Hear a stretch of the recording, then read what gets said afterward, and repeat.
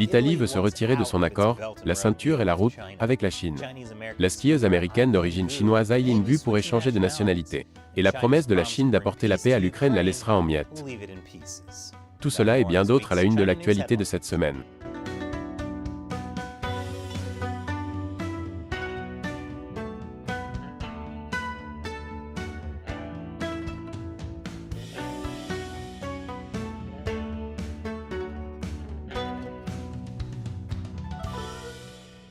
Bienvenue à Chine non censurée. Je suis Chris Chappell. Cet épisode est sponsorisé par Surfshark. Vous devriez utiliser un VPN comme Surfshark pour vous protéger chaque fois que vous allez en ligne. Je vous en dirai plus à la fin. Les Philippines se rapprochent des États-Unis car elles constatent de plus en plus l'agression de la Chine en mer de Chine méridionale.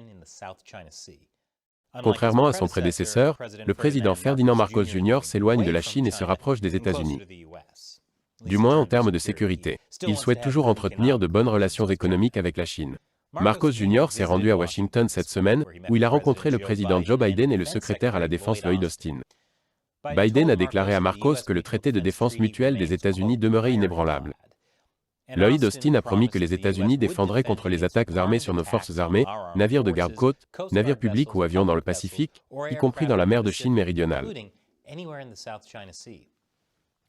C'est d'autant plus important que la semaine dernière, les Philippines ont accusé les gardes-côtes chinois d'utiliser des manœuvres dangereuses et des tactiques agressives.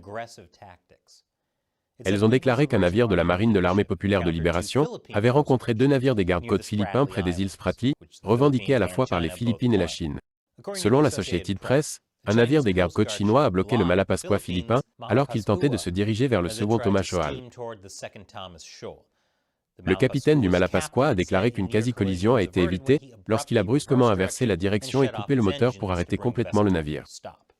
La Chine a accusé les navires philippins de se trouver dans ses eaux et a déclaré que les Philippines avaient planifié la confrontation pour créer délibérément des frictions. Selon un rapport récent, la Chine utilise de plus en plus les interdictions de sortie du territoire comme moyen de punition et de chantage.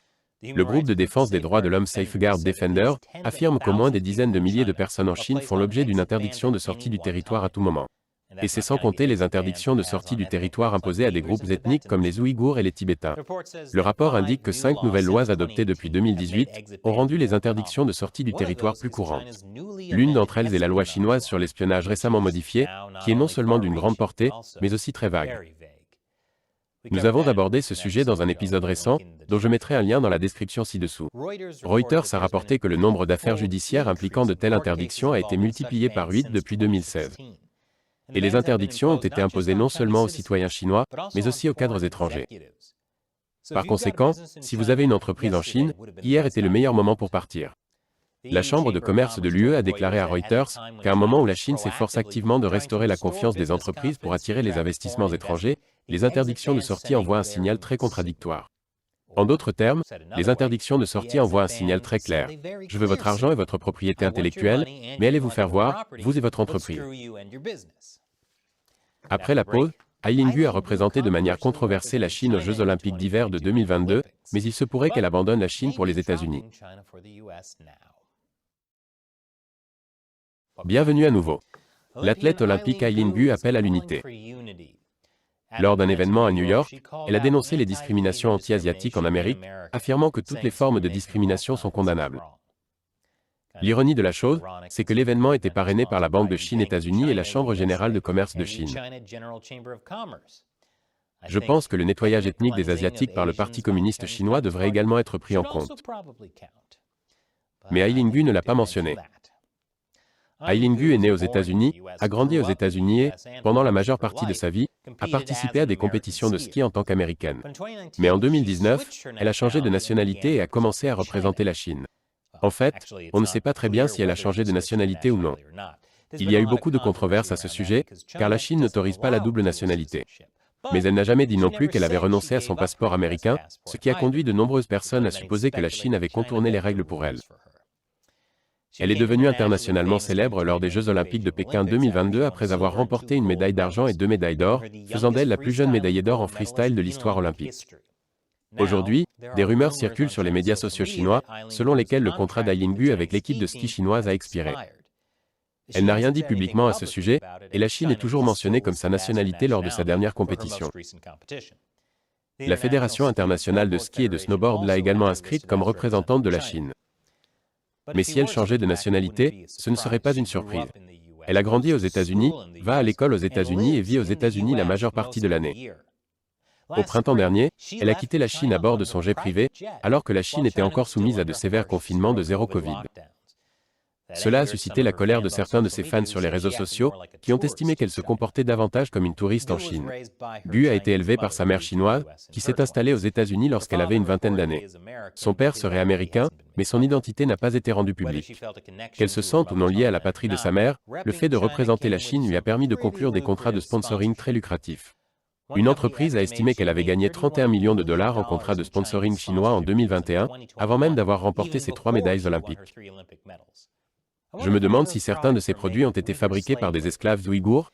En parlant d'allégeance, nous avons rapporté la semaine dernière que la Chine prévoyait d'envoyer un émissaire en Ukraine, après que Xi Jinping et Volodymyr Zelensky se sont parlé pour la première fois depuis le début de la guerre.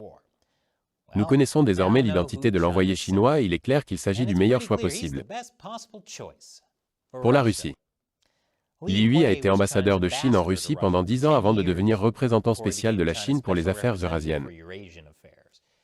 Il a écrit un jour que la Chine a besoin d'une Russie puissante et que Pékin et Moscou se tiendraient dos à dos et épaule contre épaule. Si vous avez prêté attention aux relations sino-russes, cela ne devrait pas vous surprendre. Xi Jinping et Vladimir Poutine ont déclaré à plusieurs reprises une amitié sans limite. Toutefois, l'Ukraine a salué la nomination de Li, du moins publiquement, en dépit de son copinage apparent avec la Russie. Un porte-parole du ministère ukrainien des Affaires étrangères a déclaré à la chaîne NBC qu'il espérait que la connaissance approfondie de notre région par l'île aiderait à communiquer de manière impartiale et efficace avec toutes les parties. Et après la pause, l'Italie se sortira-t-elle du piège de la ceinture et de la route?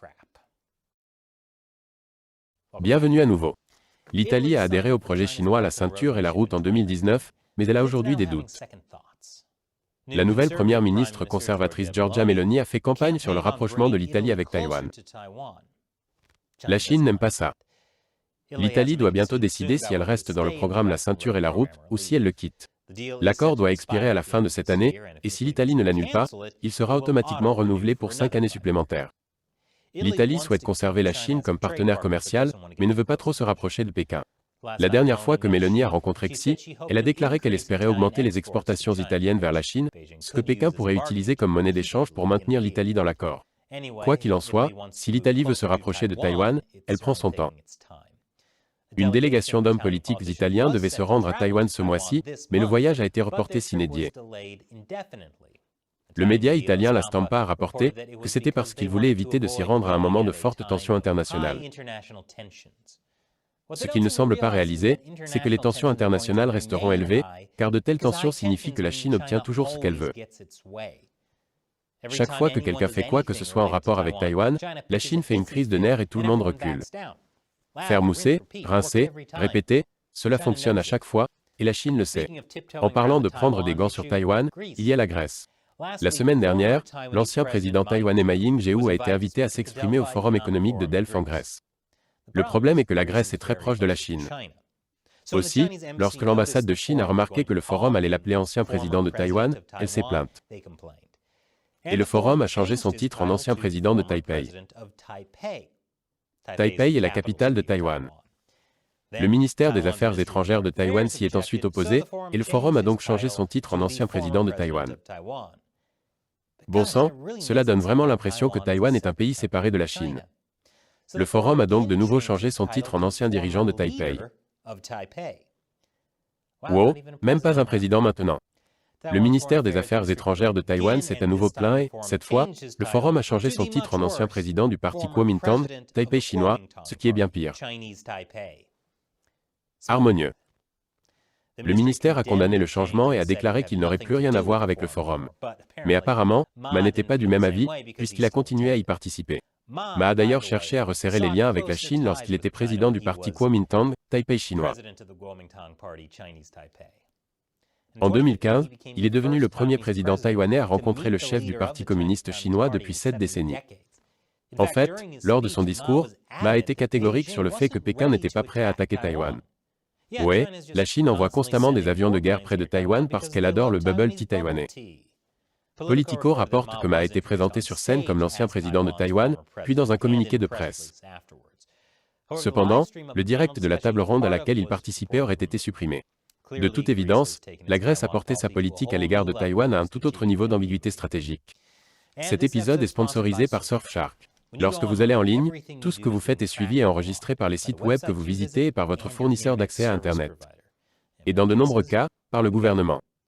Si vous vous trouvez dans un pays autoritaire comme la Chine ou la Russie, ce type de suivi peut vous exposer à un risque de surveillance, voire d'arrestation. Les citoyens comme vous et moi sont surveillés en permanence. C'est pourquoi vous devriez toujours garder votre activité Internet privée en utilisant un VPN, comme Surfshark. Surfshark sécurise vos données à l'aide d'un cryptage haut de gamme et inviolable. De plus, Surfshark ne conserve pas de registre de ce que vous faites. En fait, l'une des choses intéressantes qu'il fait, c'est de maintenir un réseau de serveurs dans les îles Vierges britanniques, où les lois locales permettent à Surfshark de ne pas conserver de registre des données des utilisateurs. Alors, si vous ne l'avez pas encore fait, découvrez Surfshark. Et avec un seul compte Surfshark, vous pouvez connecter autant d'appareils que vous le souhaitez. Essayez-le maintenant. Surfshark propose une offre spéciale comprenant 83% de réduction sur un plan de 2 ans et 3 mois supplémentaires gratuits. Vous pouvez vous protéger pour seulement $2,21 par mois. Rendez-vous sur le site surfshark.com/uncensored et utilisez le code uncensored pour bénéficier de cette offre. Le lien se trouve dans la description ci-dessous. Encore une fois, je suis Chris Chappell, merci d'avoir regardé Chine non censurée.